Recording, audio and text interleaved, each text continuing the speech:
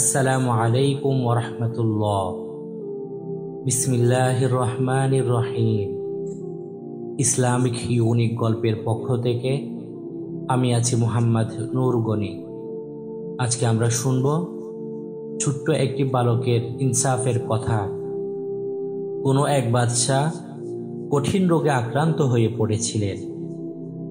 তার চিকিৎসার কথা উল্লেখ না করাই ভালো।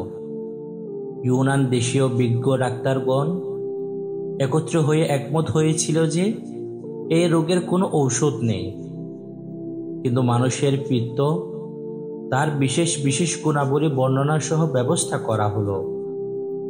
বহু তালাশ করার পর এক গ্রাম্য বালককে পাওয়া গেল। যে রকম ভাবে ডাক্তারগণ বর্ণনা করেছিলেন ঠিক সেরকম গুণেরই বালক ছিল। বালকের মাতা পিতাকে ডেকে অনেক উপহার ও টাকা পয়সা দিয়ে সন্তুষ্ট করল এবং কাজের কাছ থেকে হুকুম নেওয়া হলো যে প্রজাদের একজনকে হত্যা করে বাদশাহর প্রাণ রক্ষা করা অবশ্যই বৈধ। তারপর জল্লাদ গর্দান কাটতে সামনে অগ্রসর হলো। তখন বালক আকাশের দিকে নজর করে একটু মুচকি হেসে উঠল। বাদশাহ বালকের মুখে হাসি দেখে জিজ্ঞেস করলো, হে বালক, তোমার এমন সময় হাসি পেল কেন? তখন বালক বলল, বালকদের আবদার তার পিতামাতার কাছে পূর্ণ হয়, কাজীর কাছে নেই বিচারের প্রার্থী হয় এবং বাদশাহর কাছে লোকে ইনসাফের জন্য হাত জোর করে। এখন মাতা পিতা সামান্য সম্পদের লোভে আমাকে হত্যা করতে ছেড়ে দিয়েছে। কাজী সাহেব আমাকে হত্যা করার জন্য অনুমতি দিয়েছে এবং বাদশাহ নিজে বেঁচে থাকার জন্য আমাকে হত্যা করা পছন্দ করেছেন। এই সময় আল্লাহ পাক ছাড়া আমার আর আশ্রয়দাতা আর কেউই নেই। হে আল্লাহ, তুমি ছাড়া অন্য কারোর সামনে আমি প্রার্থনা করব এবং তোমার হাত ছাড়া কার কাছে আমি ইনসাফ চাইব?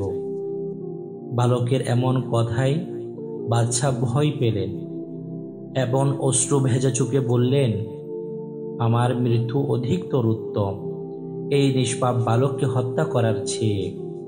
বাদশাহ বালকের চোখে মুখে চুম্বন করে তাকে ছেড়ে দিলেন এবং অনেক ধন সম্পদ দিয়ে বিদায় দিলেন। বলা হয়েছে যে বাদশাহ সেই সপ্তাহে রোগ থেকে সম্পূর্ণ মুক্তি পেলেন। সুবহানাল্লাহ। প্রিয় দর্শক, এই গল্পের মাধ্যমে আমরা এটি শিক্ষা পেলাম যে এই পৃথিবীর মধ্যে আমাদের কেউ থাকুক অথবা নাই বা থাকুক, কিন্তু আল্লাহ তাআলা সদা সর্বদা আমাদের সাথেই আছেন। আর এই পৃথিবীর দরবারে যদি আমাদের কোথাও ইনসাফ নাও পাই, তাহলে অবশ্যই আমাদের এটি বিশ্বাস রাখতে হবে যে আমরা আল্লাহ তাআলার দরবারে অবশ্যই ইনসাফ পাবো।